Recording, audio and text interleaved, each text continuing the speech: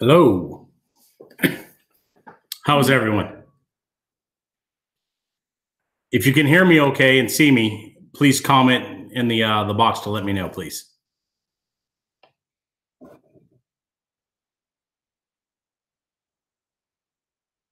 Hello, Christine.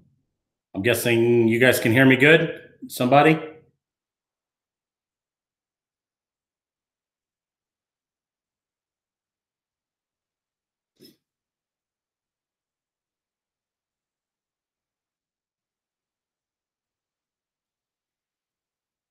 Okay, good. Sorry for the awkward silence. I had to make sure. Welcome. Happy Friday. I appreciate you guys joining me today. We've got some awesome content to go over and discuss. So let me get right into it. I've got a lot to cover, and then we'll ask questions at the end. Share my screen.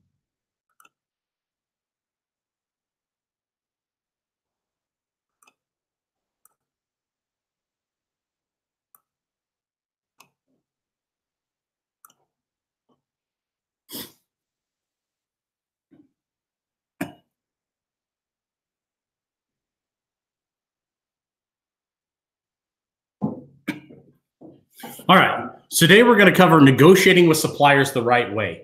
This is one of the critical aspects. When you think about it, you say, well, isn't that build? Well, yes and no. It is build, but the reason I'm covering it today in grow is because we really want to focus on getting the best price, finding the best supplier, and most importantly, establishing a relationship to help grow your brand and build your business. Because your relationship with your suppliers can literally make or break your business, especially when you get in time crunches, when you're low on inventory and you need replenishment, or your budget's tight and you need your supplier to help you. So you offer concessions back and forth, and then eventually your supplier will take care of you. So welcome again, Friday Grow. Grow is one of my favorite sections. I always like to cover these workshops because it's all about expansion, all about how I can grow as a person, how I can grow as a business owner, and most importantly, how we can grow your Amazon businesses and e-commerce lives to be that much more fruitful and let you reach successes that you want.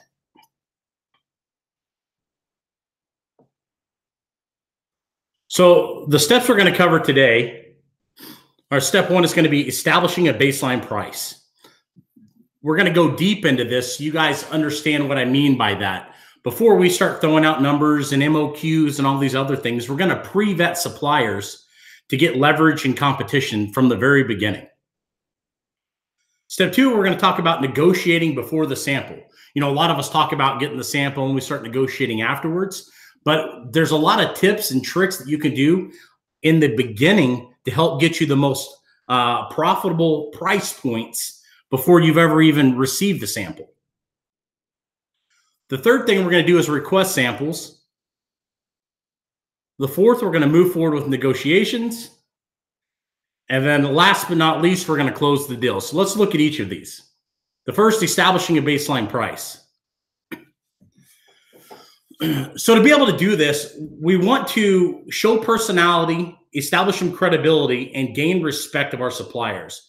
Right. So you've talked to those folks that are kind of monotone. They don't have a lot of life in them, and it's kind of boring to talk to. We want to create a fun environment for our supplier to start giving us and building respect in a relationship with them, but also establishing that credibility, because the credibility, they're going to take you more serious. If you take these steps that we're about to cover, they're going to realize that you know what you're doing. That's the whole key to this. We don't want them to think that we're just a little guy, whether we are or not. We really want to present ourselves as that we've been in the business a long time. We know the ins and outs of this thing, and we need to make sure that we both get a win-win relationship, right? Because negotiations, anytime you go into that, you may have your concessions in your back pocket, but realistically, you feel somewhat not necessarily intimidated, but not very confident in the outcome, right? You're going into this thing kind of blindly. You know what you're looking for, but you have no idea what prices you're going to get. So these tactics are going to help you make sure that both of you win in this negotiation. So some of the must-dos when we're starting to source suppliers is we need to create a request for quote. I know some of us do that, some of us don't. Some of us may just go to Alibaba and or DHgate or 1688 or whatever sourcing site you go to and just send mass emails out. And that's okay, but we want to personalize a little bit more and make sure that all of our specifications are in that quote. And we'll cover a little bit about that. And then we've got the first message. This is really what's initially going to create the contact and start building confidence from day one. Then we're going to send our RFQs to at least 10 suppliers. So we want as many as possible that can potentially give us and fulfill our requirements. We want to spew confidence and not arrogance, right? We want to be confident in these negotiations, confident in exuberating what we're trying to say and get across, but we don't want to come across as arrogant because that'll definitely put the Chinese suppliers or any supplier for that matter off. And as mentioned, we want to really come off as knowing what we're doing and talking about. We want them to know, okay, this isn't the first rodeo for these folks. They know what they're doing. They're asking the right questions. And we want to lay a solid foundation to create a competitive landscape. This next few slides are going to talk about how to do that. The things that we want to avoid first, though, are mentioning your purchasing power. No matter how much capital you have, you never want to let your supplier in on that. We never want to tell them that, hey, I've got 20, 30,000. I definitely don't want to tell them I've only got 1 to 2,000. Never be hateful or short with your suppliers. I know sometimes it's so frustrating that you get some suppliers that are extremely responsive, but then other ones that take forever to get back to you. And that could be because it's broken English. Maybe they're too busy, or maybe they just don't take you seriously based on how you've approached them. You've got to keep in mind that these suppliers are being contacted hundreds of times a month, if not more, by just any random sellers out there. So asking the right questions is going to help qualify and get better response and more targeted responses. Never, ever offer your target price too soon. What I mean by that is when you contact them initially, don't mention your MOQ. Don't mention the price point you're trying to get to. And like we just said, don't ever tell them how much capital you have to work with. And we're trying to avoid with all of this of having the supplier tell us what they want to tell us versus what we really need to know. So here's the first message. And I'll go through this a little bit slow, but we're going to create a request for quote, and I'll go through those steps in a second. But this is the email message or the message you're going to post in Alibaba. So just to read it, it says, good morning or good afternoon, whichever. My name is Brett George. I'm the Senior Purchasing Manager for Amazing Products, LLC. My company is actively looking for a product that is similar to a product you have posted on Alibaba. I would like to work with you to get a quote first and then potentially qualify your company as our approved supplier. I have attached our RFQ form. Please review and fill it out completely. We need the completed RFQ form returned to us by whatever date you need. RFQ submission after that date will not be considered. We look forward to your reply. So there's a couple key points I want to point out here, right? You never want to tell a Chinese supplier that you are the owner of the company. The reason we want to do that is because we want to present ourselves as having to go back to a decision maker, right? So it helps in negotiations that, especially when we're first getting these relationships built, that we can present ourselves of we know what we're looking for and we know how to qualify what we're looking for, but we need to go back and talk to somebody else to make that final decision. It just helps give us leverage in the negotiation. And then when it comes to looking for a product that's similar to a product they have posted on Alibaba or wherever, you can actually put that product there. I just use product for the sake of this. And one of the things that we also did was we said, we're going to qualify you. So instead of just saying, hey, can you do this for me? We're going and putting them through the mindset that, one, there's competition out there that we're getting quotes from multiple people, and we have to qualify their business to even be able to do business with us. And then we're saying, I want you to fill out our RFQ form. So instead of having your supplier write you back with random information that they wanted to tell you, we're going to specify exactly what we want from them in the RFQ. That way we get the information we need to make the most sound business decisions. And then we created a sense of urgency. We put a no later than date. So when we send this return by date out there, we're going to send that same return date to all the suppliers that we're going to contact. So that way we have all the information at the same time. And we're letting them know that if you send it after this date that we've asked, you're not even going to be considered to do business with us. And I will say also real quick, if you don't have, I just made up this business name, by the way, it's not mine. If you don't have a brand website or a company website, if you don't have a brand yet, I highly recommend you at least put a one-page together, because you're going to get a lot of times with these suppliers, they're going to ask you, because they're trying to qualify you as well. But if you take these steps and put it there, go ahead and put your information there, your company name, and your link to your website. They're going to already start thinking you're more credible, because they're going to go look at your website right away to see a little about who you are. So for the RFQ, at a minimum, we want to have a couple of these components in here, or these components. The introduction, the email that we just sent, or that email blurb we just looked at, that message, that'll satisfy that initial introduction. But the RFQ needs to contain your contact details. So your name, a shipping address, your email address, your phone number. Have those core components in there. Then we want to go into product specifications, right? So this is critical. You know, I know a lot of times when you're just starting out, you don't know exactly what you're looking for with products. So being more specific with that, you've done some research on AmazeOwl or Viral Launch or Jungle Scout, wherever it is, and you found these products that you might want to sell.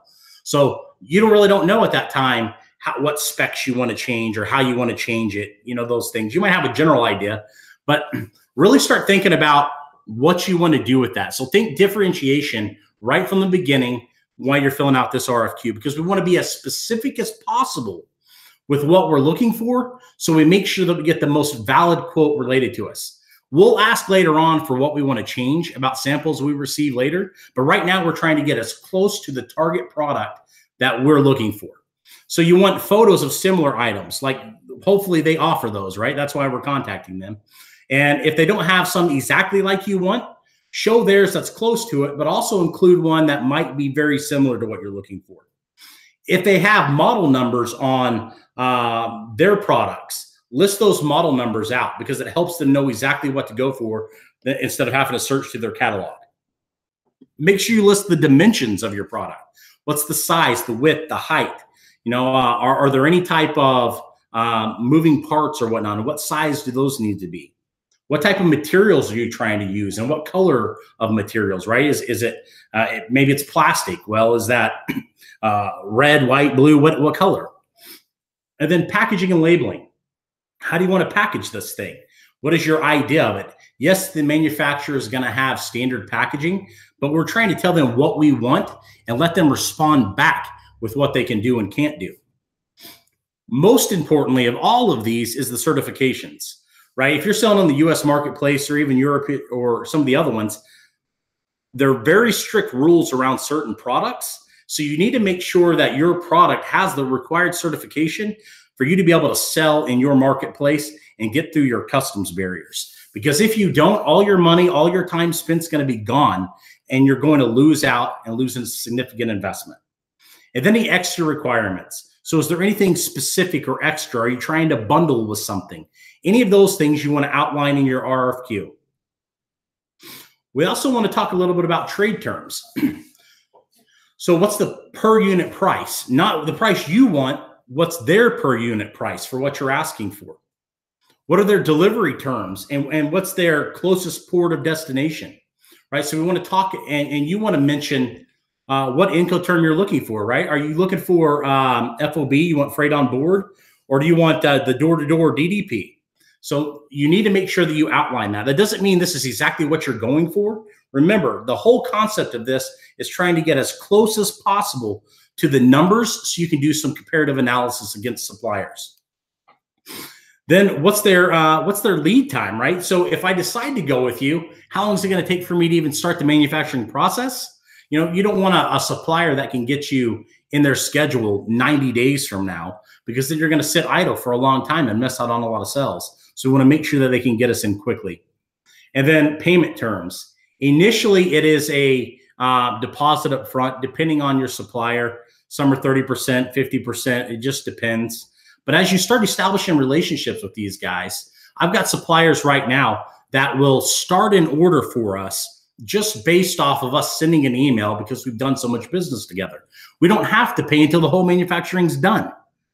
So sometimes when you get that relationship, you're going to get suppliers that'll do special things for you. And a nice thing that you can do for them, a little off topic, is when you get suppliers building a relationship like that, send them a PayPal amount every so often to buy lunch for them and some of their coworkers, or just for them for that matter. That sales rep that you're talking to, it's critical to maintain that relationship. Then you want to ask, what are the supplier contact details, right? Who's going to be your main point of contact here? If you look on Alibaba and some of the other sites, or even on their company website, there's a lot of different sales reps. So who are you going to be working with?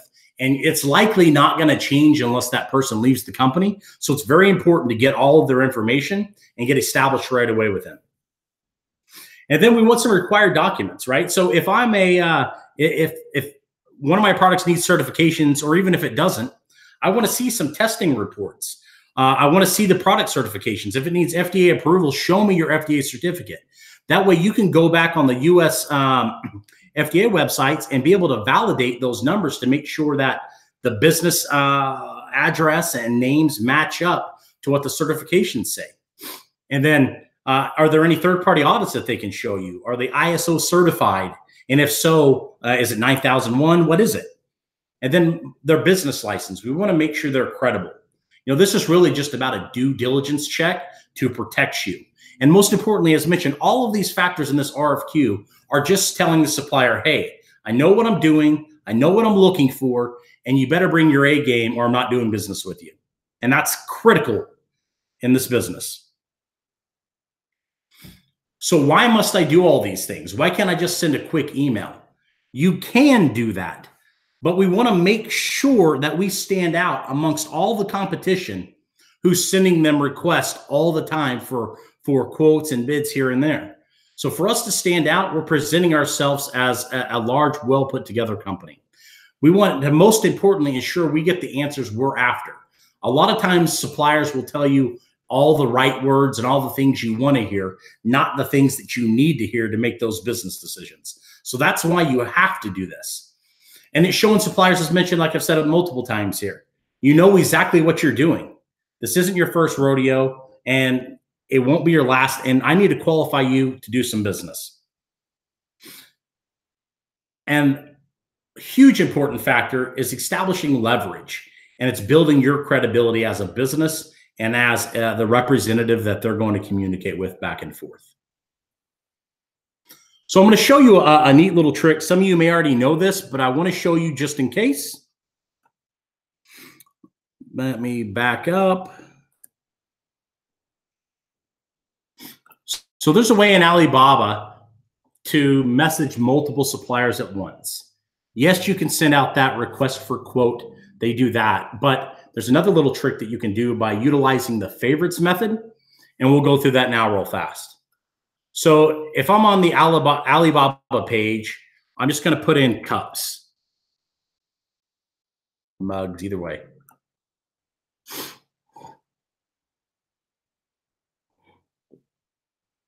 I think I clicked one too many. Let me go back one.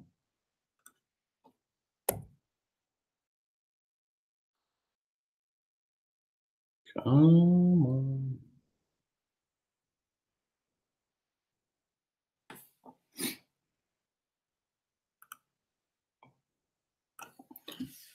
All right, so it looks like Alibaba has changed up their site just a little bit. But so here's what we're going to do.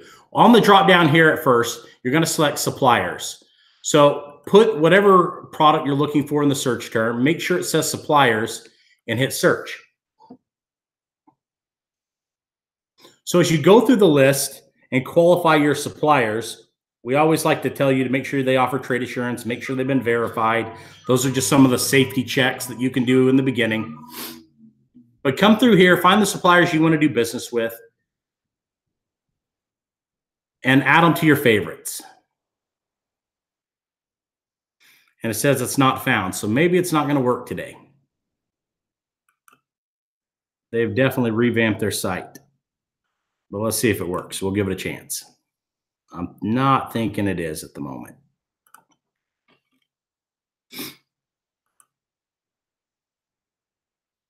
All right, so through a torque wrench and what I want to say, but we'll go through it anyway. So when they fix this and you add suppliers to your favorites category, just by doing what I did here, favoriting them like this, or you can go into the listing itself. Let's see if it works this way. So you can either click it on the main page that we just saw, or once you click on the website or the company name, it's going to take you to their little website within Alibaba. Go ahead and click the favorite supplier box there, and we'll see if it showed up yet. And it didn't. So Alibaba will fix this. It was working this morning. I don't know what's going on with it now. But keep in mind, once you do that, the group of suppliers that you selected is going to show up in this window. So you can do two things. If you don't have anyone else in there, you can just click right here, select all of them, which will highlight all the suppliers, and hit Contact Supplier. So you can send the same message and RFQ to all the qualified or potential qualified suppliers that you're wanting to do business with. Another thing you can do, and I always recommend, is creating a new group. So let's just say we're looking for cups. So I'll call it cups. Once you get your suppliers in this list, again, you can move all the suppliers that are here into the specific group that you want. And so if you're doing multiple different products, say you're trying to determine if you want to sell cups or bells and whistles, right? You can separate each one of those into categories while you're doing your comparative analysis and getting feedback for both of them. So I apologize that I can't show you this right now, but I'm not sure why it's doing what it's doing. Actually, there's one now. Okay. So back to what I was saying, I guess that second one worked. Let me go back for a second and I can show you.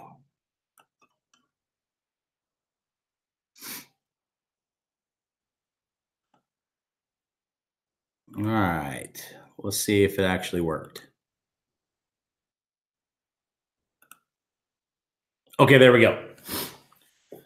So when you do the favorites, for whatever reason, that the main button isn't working. These aren't working. I don't know why, but the going into it, clicking the heart favorite here within the website will allow you to get them to the screen. So when you get them to the screen, as I mentioned, go ahead and click all, and you can move those into whatever folder you want, whatever group you created. So let's just say I want these to be in cups. So it's not going to take them off of this main page, but it will group them if you have numerous ones inside this the cups group. Okay. Then if you want to contact all these suppliers at once, do the same thing. Click on the box and hit Contact Supplier. So instead of having to send individual notes or messages to each supplier, this is going to allow you to put that message we talked about, right? That RFQ message, and then attach your RFQ to this, and then send the inquiry. So all the suppliers are going to get it at the same time. All the suppliers receive the same message, and they all have the same requested deadline that you're looking for. So let's go back to the presentation.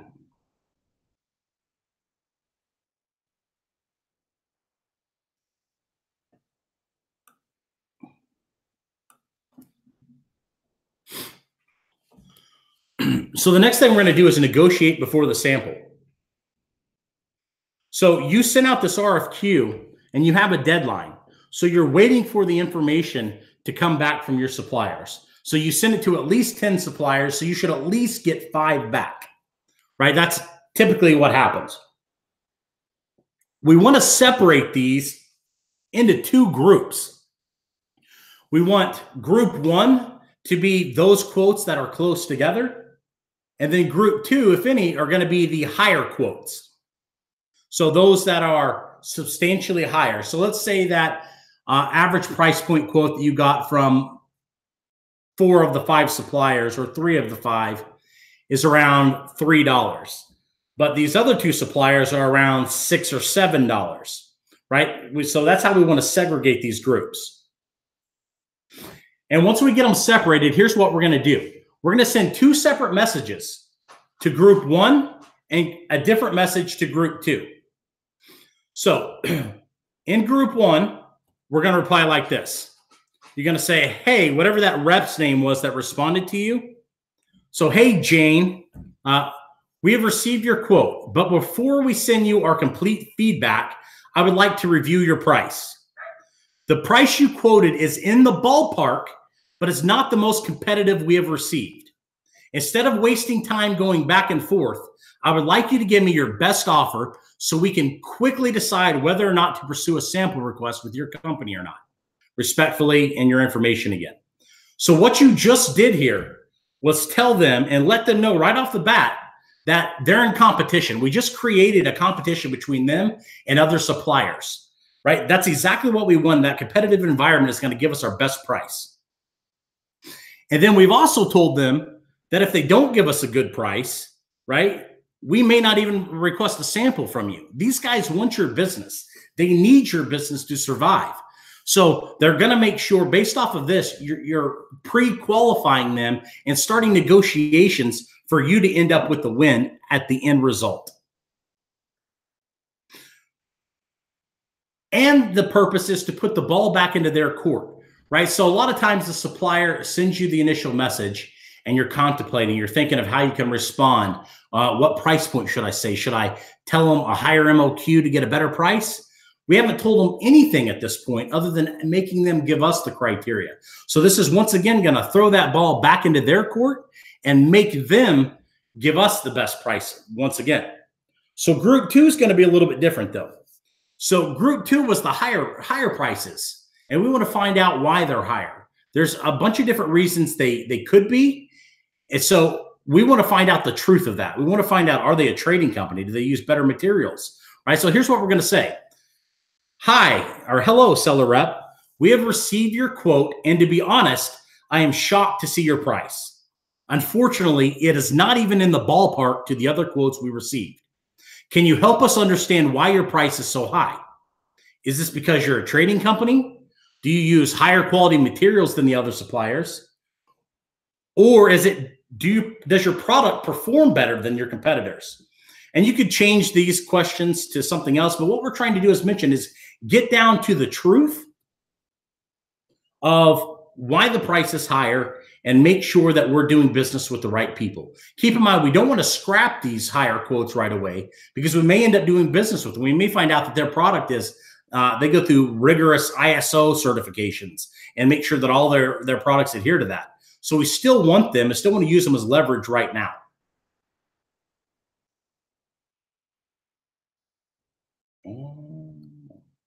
Perfect. So the next piece is sorting the suppliers. So we went to Alibaba a minute ago and we showed how to favorite the suppliers and send a message all at once. But we also, coming back to this, into our group of cups, we can separate those groups even further. So you just create another group. You can't have any spaces in this, but group one, and you could put group one cups. Same thing, group two, cuts. All right, so just use this as a baseline for you to use. And then you could take these, if we had multiple here, and I'm going to move this one to my group one.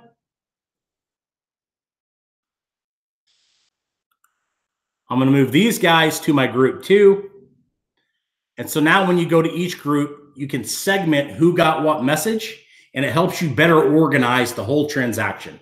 So use that tip if you want to. You don't have to, of course, but it's a nice way to separate when you have multiple suppliers you're trying to navigate across.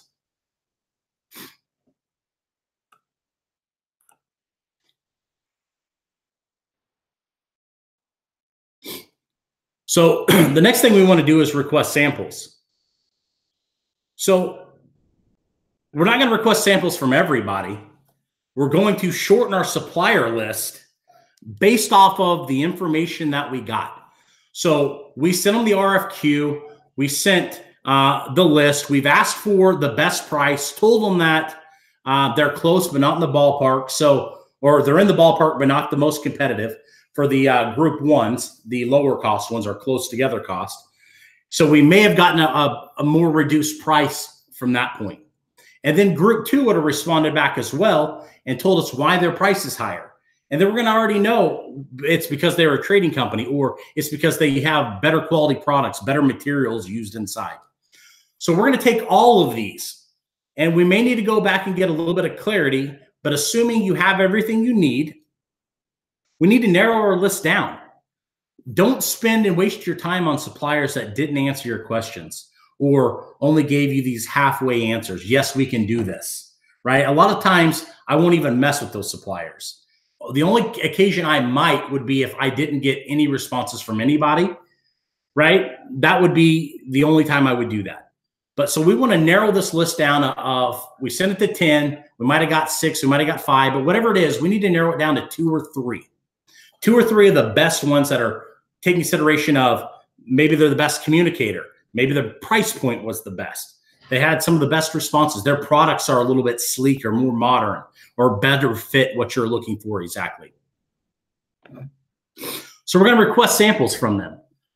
We're going to request 2 to 4 each, right? Because we don't just want one, although one is more cost efficient for you to pay shipping on. We need to be able to test the dexterity, the utility of these products. And we want to test it across multiple units to make sure that it's consistent across these, that one unit doesn't perform really well where the other's bad. And it forces them to give you their best. Because keep in mind, anytime you order a sample from a supplier, they're not going to go in the back and hand you the one that's covered in dust or their lower quality samples. You're always going to get their best product.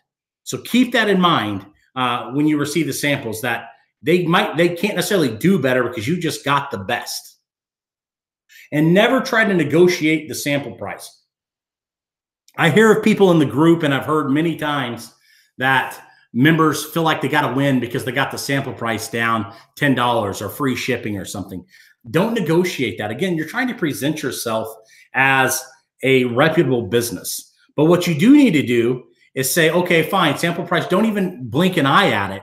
Pay whatever they ask, but ask them if they will credit the cost of those samples back if you end up purchasing from them. That's critical. So it's just an extra little bonus for you, and it makes you look like a serious buyer instead of trying to get in the weeds about things that aren't important. So you're going to wait for that sample to come in, and when it does, we're going to evaluate the sample's quality. If you get some samples in that are just poor quality products, don't waste your time trying to think of how we can make this thing better. Remember, this is the best that they have. So look for those quality units. Ideally, you're going to find at least 1 or 2 suppliers that are going to have quality products that can give you something to work with. Look at that and see how this product sample that they gave you matches up to what your initial specifications were, right? What do you want to change? Is there anything that you can improve on? And then we're going to end up sending a post-sample message with exactly what changes we want. And at this point, since you've already narrowed the list down and you've got these suppliers and you like a couple of the samples, we want to start using words like us, we, together, partnership. These are important to establishing that relationship, right? We talked about personality, and we talked about establishing that credibility and building that relationship. This is critical to start using that. We're trying to change the mindset from just a potential lead to an actual business partner. Then we're going to move forward with negotiations. And to do that is this post-sample message. So it goes something like this. Hey, supplier name, we received your sample. Thank you for getting this sent to us so quickly. I love your prompt attention. After evaluating the sample, we would like to make the following improvements. So list out those improvements. In this example, I just said, I want to change the outer shell color to black. And instead of using a phone box for our packaging, I want to use an EVA case, which is just more of a protective zipper case. And list all of those out there, right? With these improvements, do you still think we can achieve the price point of whatever it is? And this is very important to note here. We've done a couple things in this email. We complimented them first. So I love your prompt attention. We're giving them accolades right from the beginning of this email because we already know this is likely one of the suppliers we're going to do business with. We're telling them exactly what we want to change of their product. It's going to let you know, do you need a new mold? Can they do that for you? Right? Is there anything, maybe they could change the quality of a material or change the material altogether. And then this is the first time that we're mentioning our own price point. So remember, they gave us a price in the beginning. We went back to them and told them that it's not the best price, whether it was or not. That's our response. And maybe they lowered that price even more. So now it's the first time that we're offering our price. So our price is never going to be the one they offered. It's always going to be lower, and we're going to have the concessions. But we want to make sure that, can they meet this target price point, making the changes that we're looking for? And here's the important piece. You need to wait. What I mean by that is wait for their replies, but do not respond. What we're trying to do is build urgency, build, persuade or leverage the fact that they know that you're negotiating with other suppliers, you have other suppliers, and we want to make them think that maybe they're not going to get this business. And we want them to try that much harder to do business with us. And then after we've waited 3 to 4 days after their response, their initial response, we're going to give them a final chance message. This final chance message is what we're going to do to close the deal. So it goes something like this. Hi, seller rep, say your name. We're at the final point of selecting one of the 2 suppliers to do business with. I am pleased to tell you that your company is one of them. Are you sure the price you offer to us is your best offer? We are trying to achieve, list your price point again, as our target price. Can you get back to me as soon as possible with your best offer so we can make our final decision quickly? Respectfully, your name. So again, every single time they throw the ball to us, we throw it back in their court and utilize leverage again. So we just told them we've narrowed the list down. You're one of our top competitors, one of 2, and we can only select one. So are you sure you gave us that best price? Right? Here's our price point. Are you sure you can't come down anymore? And we want them to get back to us as soon as possible so we can make that final decision. So we created that competition again. We've used leverage every single step of the way. And then we created this final bit of competition to see if we can even get the price even lower. And that's going to be the most fruitful for our profit margins and for long-term relationship sustainment for us. You know, obviously, we want it to be a win-win. We can't have a supplier losing money on their part because it's not going to be a fruitful business relationship long-term. But using these tactics is going to help you know what their true bottom dollar is. Next, we want to choose the new supplier. But how do we do that? So we're going to compare all the pros and cons of each supplier. List out side by side and take a look at what were the pros of supplier A? What are the pros of supplier B? Did one communicate better? Does one have a better product or more options when it comes to packaging? Which one gave me closer to exactly what I wanted? And which one's more willing to offer concessions to do business with me? Sometimes you're not going to go with the bigger supplier. Sometimes you want to go with that smaller, medium-sized one just because they're going to treat you more special and you can value that relationship. And then eventually maybe you'll scale. But another thing you want to do is select which one you want to do business with, right? So after you've laid that out, you've got to make that conscientious business decision of who you're going to use. And most importantly of all of this, you need to notify both suppliers, even the one you didn't choose, because they're now your backup, right? You don't want supplier A, who you end up going with, somewhere down the line shutting down, right? Maybe their business closes. Maybe the quality of their products drop. Maybe they get some type of lawsuit or violation in China or wherever your supplier is located, and they can't do, they lose their business license. So we need a plan B. So we make sure that we respectfully reach out and contact both suppliers, and the one we're letting go and not doing business with, tell them how much you appreciate them taking the time out. And at this time, you're not going to be able to do business, but you have them as a qualified supplier, and you will reach out again in the future as your needs come up. So that's what I have with this presentation. I hope it helped you guys. Let me stop sharing here and let's see if I can look at you. All right.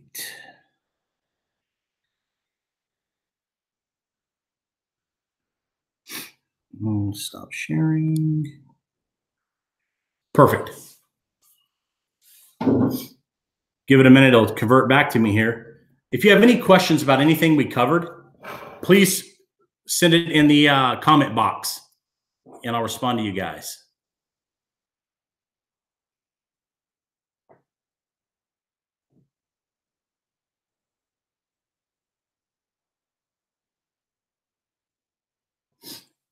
No questions right now. Ask anything if you need to. We've got just a little bit more time.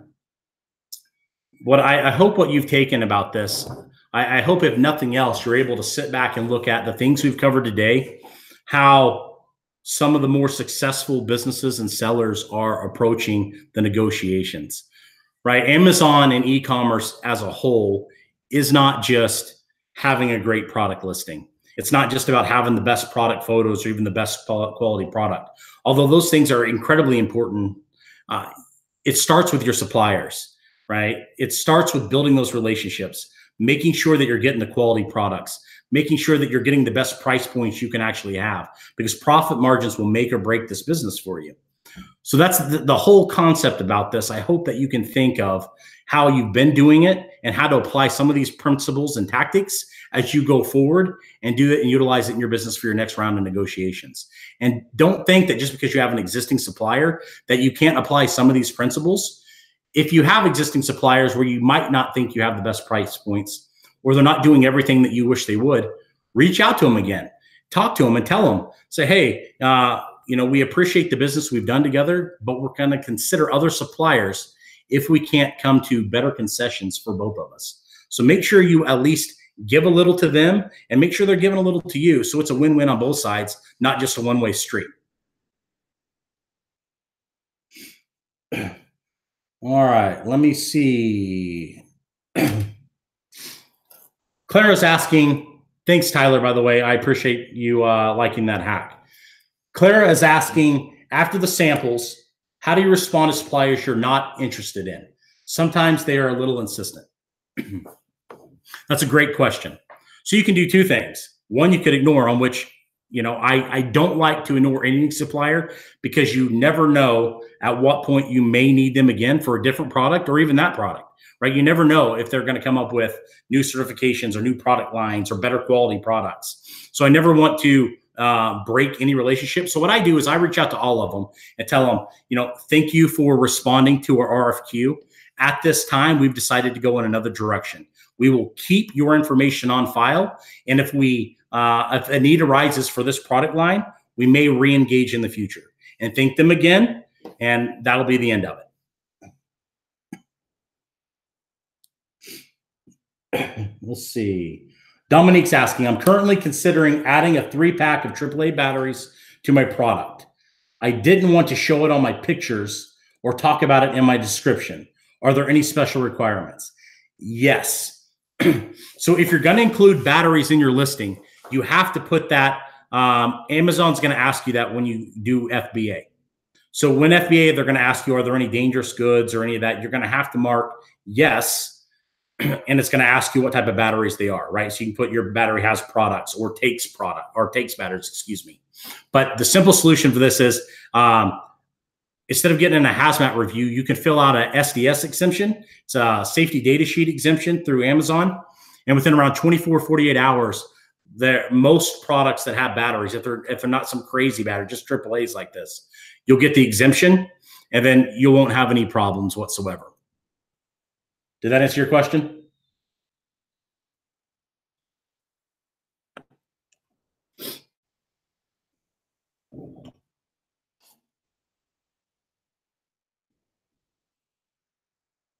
Any other questions?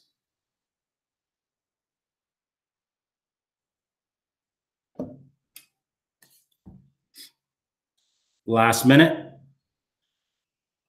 Quick question for you guys. I don't know who of you, if any, went to Ecom 2019, but I just got back this last Monday let me tell you, a phenomenal experience. Myself, the other coaches, Seth, and some of the presenters, it was a fantastic networking weekend. We got to see sellers that were making millions a year. Guy that owns Tech Armor, Joe, I'm going to butcher his last name, like Ucini or something like that, came and talked about how he grew his business from 2 cells to like $6 million in 3 months. It's a massive, crazy amount of business. We had sellers there that were doing over $18,000 a day, and we had new sellers. So for those that didn't get to experience that this year, highly, highly recommend you consider it next year to get to experience that network of new sellers all the way through highly successful sellers, which we hope that you're able to reach that level someday.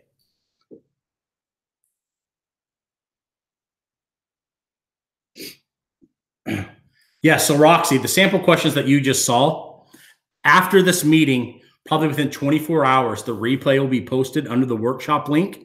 So go to Attend Live Workshops, the Friday Grow session. Underneath that, there's going to be that replay button. Hit that drop down. This will be there. And it won't be the slides probably, but it'll be this presentation. You can go through and pause and take that information back.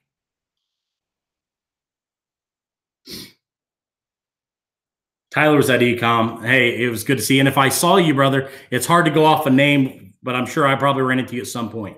So that's all I have for tonight, guys. If you have any other questions, post them in the Facebook group as always, but hashtag coach if you need to, and I'll respond. And thank you so much for joining me on this Friday. I look forward to seeing you guys crushing in the group, and hopefully you can apply these principles and rock out your next negotiation. Thanks again, guys. Have a good night.